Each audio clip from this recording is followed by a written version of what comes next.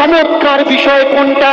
শিবের জন্য একটা ধুতি, এবার তিনটে গামছা, তিনটে গামছা, শান্তি কলসিতে একটা, দেবী ঘটে একটা, পণ্ডিতজি 8টা গামছা।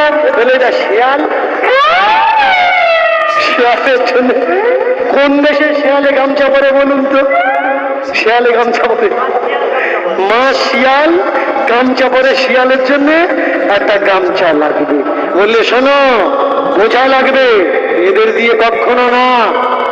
সারা বছর আপনার ঠাকুর ঘরে কে পূজা করে?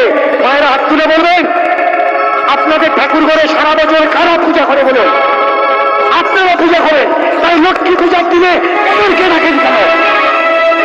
কালী পূজার দিন এদেরকে কেন রাখছে? দুর্গা পূজার দিন এদের কেন রাখছে? সারা বছর আপনি খেতে দিচ্ছেন, আপনার হাতে